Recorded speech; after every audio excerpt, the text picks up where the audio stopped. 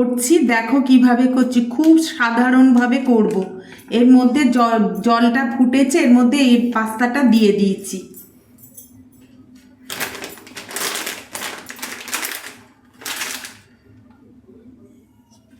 এবারে পাস্তাটা বয়েল হয়ে গেছে, এবার এটাকে এর মধ্যে দিয়ে দিচ্ছি।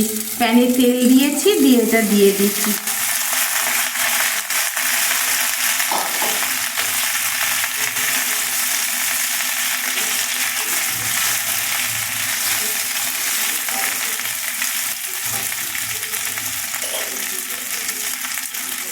অল্প করে নুন দিয়ে দিলাম।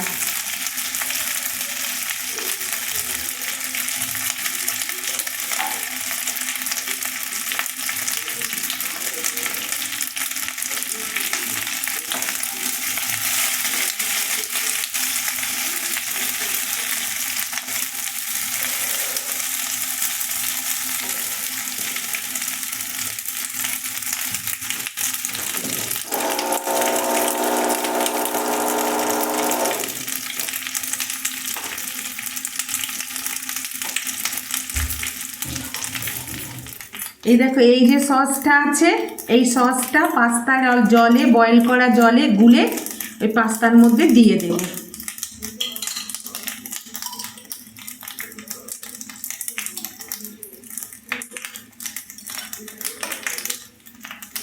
চটজলদি পাস্তা রেডি হয়ে যাবে।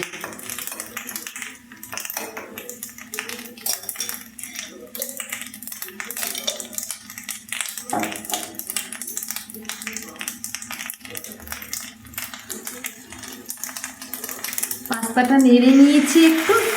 এইবার এই সসটা পাস্তা বয়েল জলে দিয়ে গুলে দিয়ে দিলাম এর মধ্যে।